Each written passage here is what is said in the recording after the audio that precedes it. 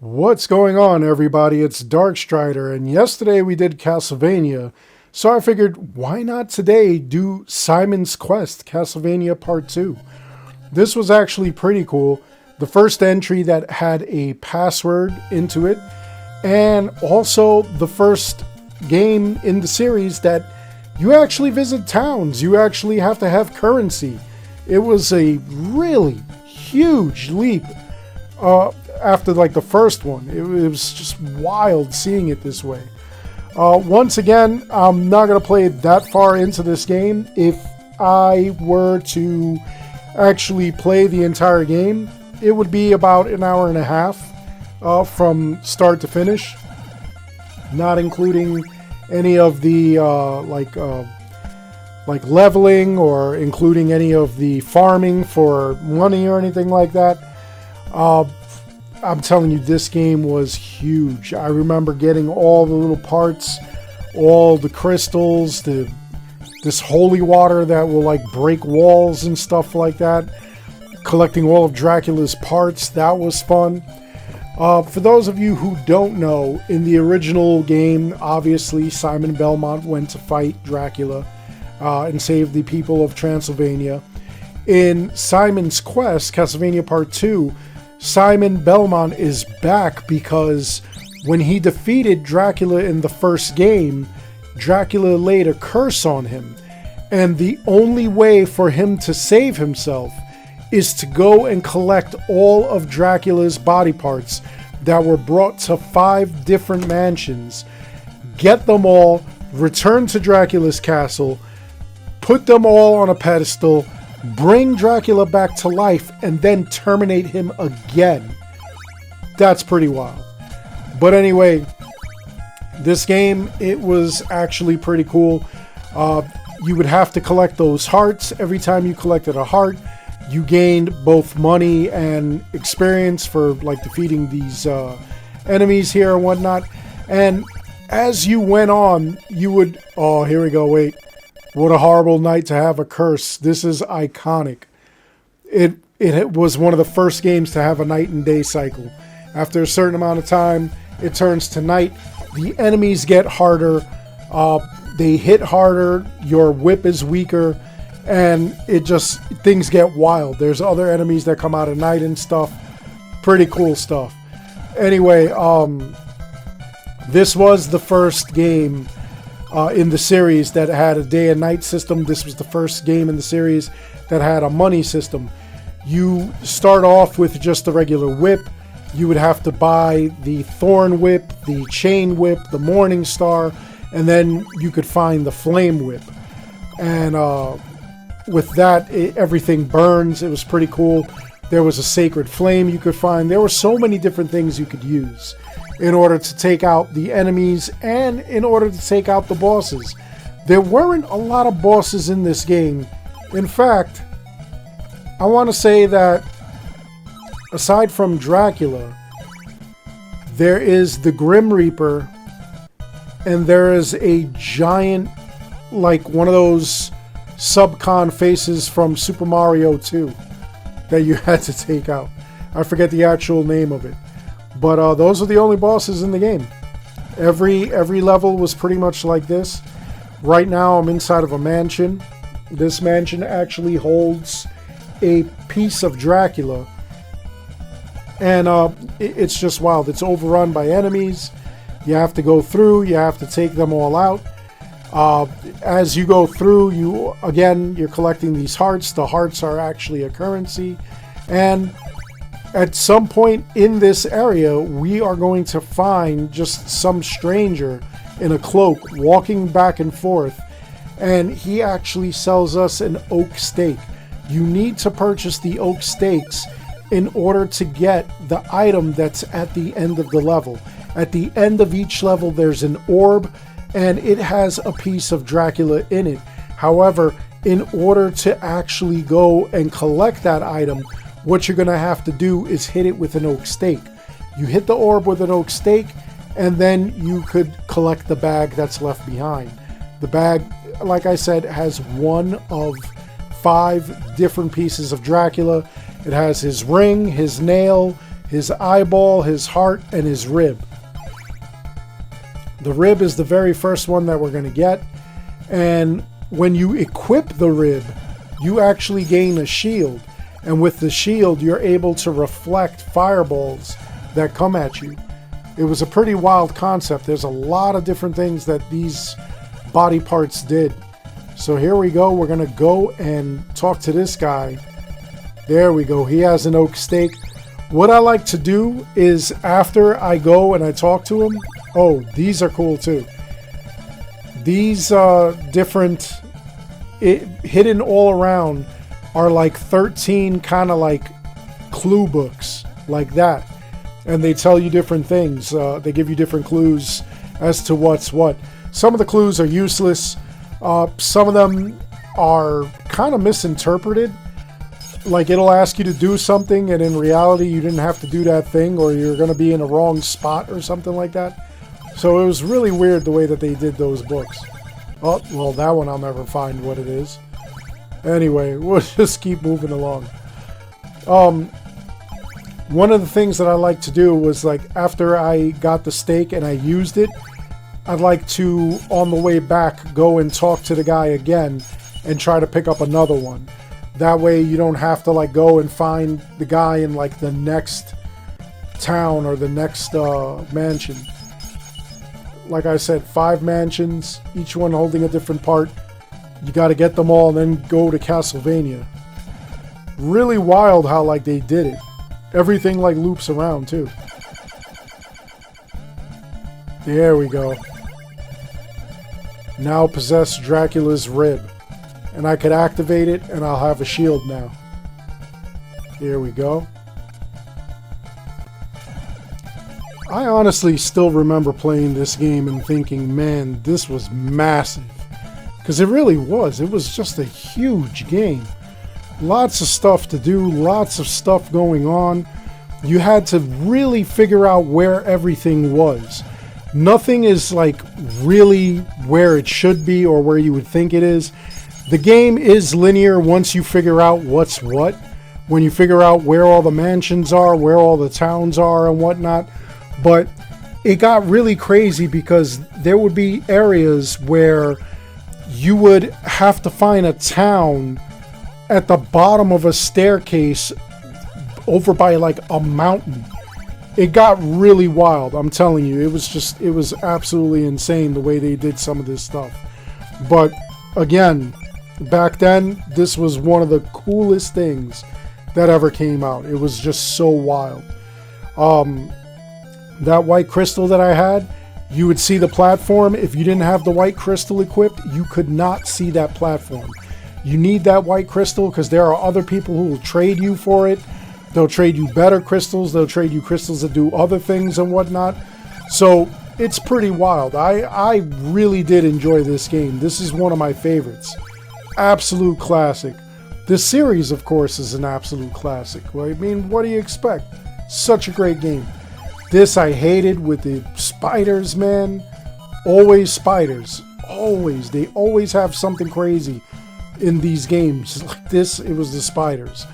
Zelda, same thing. Oh, here we go. Here go eyeballs. These flying eyeball things. These things come after you. They get annoying because they're kind of like difficult to like deal with. Especially when they group up like this. Oh, I hated it. Absolutely hated it. Here we go. We'll try to take these guys out. Now, as you can see, I was at, let's say, ground level. And now I'm going underground. Believe it or not, there is a town down here. And again, this is one of the reasons why we come up with these memes that say video game logic. Because why would a town be pretty much underground? And yet, when it's daytime, you're going to see that this entire town, you could actually go and it's like it's daylight. As far as I'm concerned, this town should be like under a mountain. Where is their daylight coming from? Under a mountain. Right above it is a swamp. you know, like, I don't understand it. They've even got water down here. It's not swamp water, it's regular water. There we go. The morning sun has vanquished the horrible night. This was also one of the first games to have multiple endings. This game had an ending if you beat it in under like 7 days, 7 of the game days. If you beat it under that, you would get the really good ending.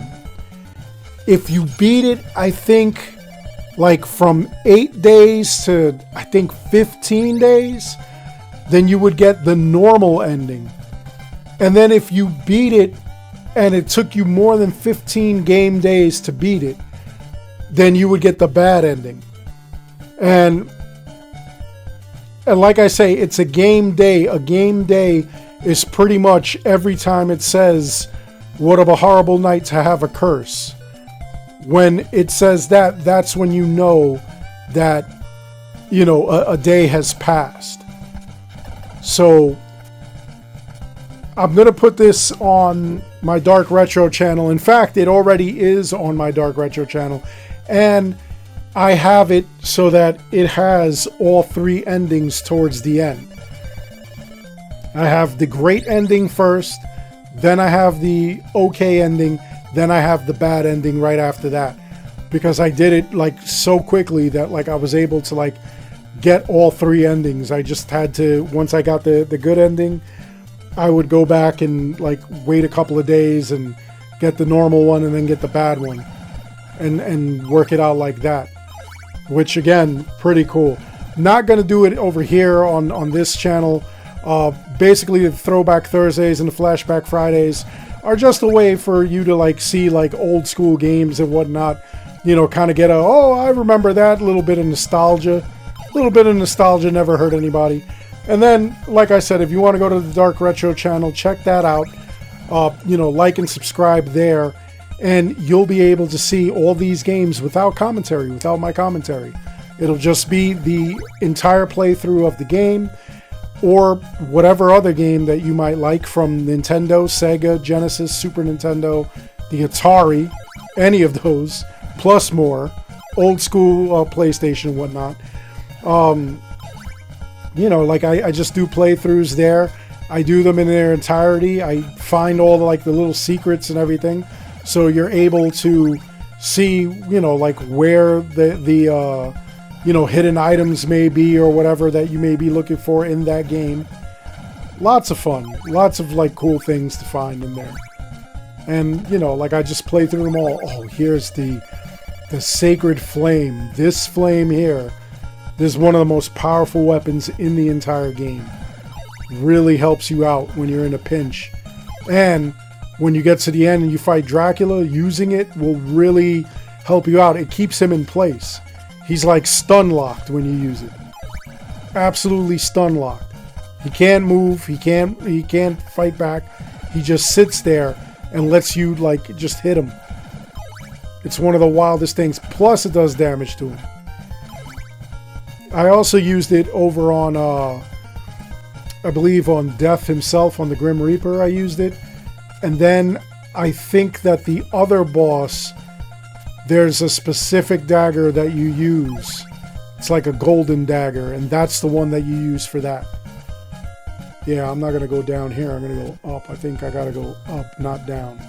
I'm trying to like fly through this before there's another night and there's another curse. Because when you get to like the town and whatnot, it causes a problem. You can't go and visit vendors. I think you could go into the church and rest up and, you know, like replenish your health.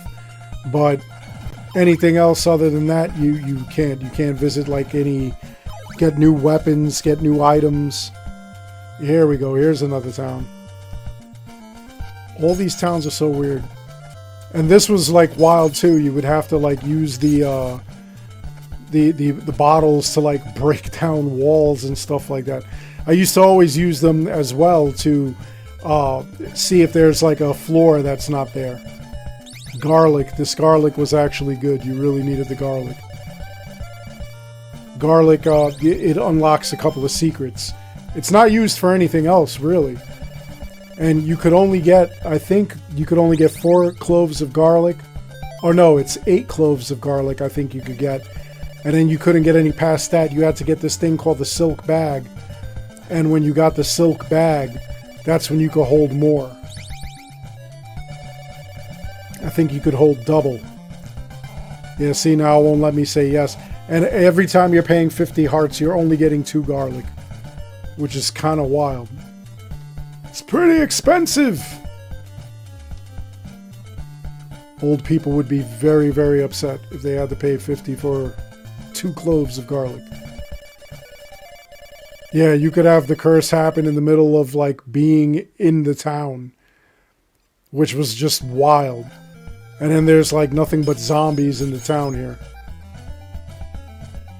So we gotta, like, go through, fight these guys.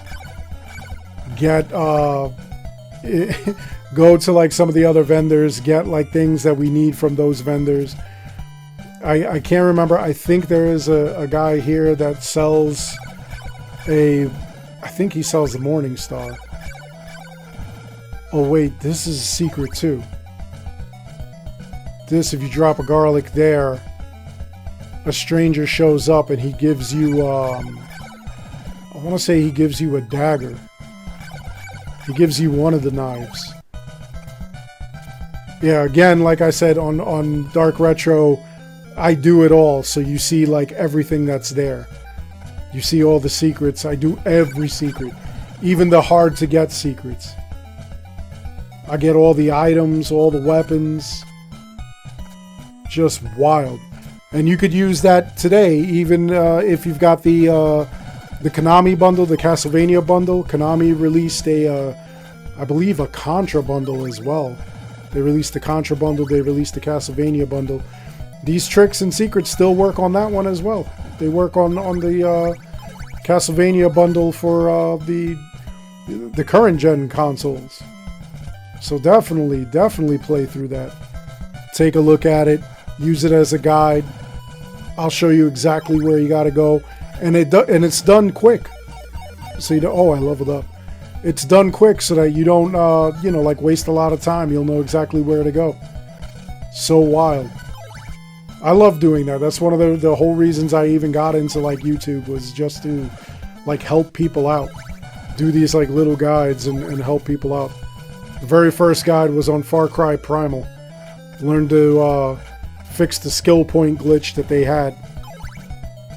It was like the very first video. It had no thumbnail, no nothing. And I leave it like that so that people could see where I started. It was pretty cool. So we still don't have the day yet. And we're going into we just go to... This is probably like one of the best times to actually like farm hearts and everything, is like when it's nighttime, because you don't have anything to do. It's also a good time to like go into like a mansion, because when you're in the mansions, you know, like collecting Dracula's body parts, time doesn't move. You're not gonna like go in there, come out, and it's gonna be like, you know, like daylight breaks or anything like that. So it's just something to consider when you do this. Man, these guys are just obnoxious, man. Those spiders especially. Super obnoxious. Skeletons. There we go. The morning sun. Now I'll go and I'll see what they've got in this town. Collect anything that's useful and just discard anything that I don't need. Well, you can't really discard anything, but you definitely could pick up some like new stuff. Things that you really need. I think you even trade a crystal over here for like a better crystal, which is kind of wild. And I'll just go in and out of all these places. I think I did go in there. Did I go in there? No. There we go. Take out the floor. We'll find a vendor down here. And he should have something good, I hope. I think this guy has the Morning Star. If not, he has laurels. Laurels could be used to protect you from swamps. You won't take swamp damage. Oh no, this is just somebody giving you a clue. That's it. That's pretty weird. Well, we'll go back up. We'll see who else is selling what else. Hopefully they're selling something better. Hopefully I've got something really cool that I could use. We'll get this all out of here. And go. And I think that's where we're going to end it. We're not going to go too far, like I said. Anyway, that's all there is for this video. I hope you enjoyed it. Please like and subscribe to these channels. It helps me out a whole lot. It helps me to help you. Until next time, take care, be good, stay safe, take care of each other. I'll see you guys all in the next one. Beware of vampires, especially TV ones.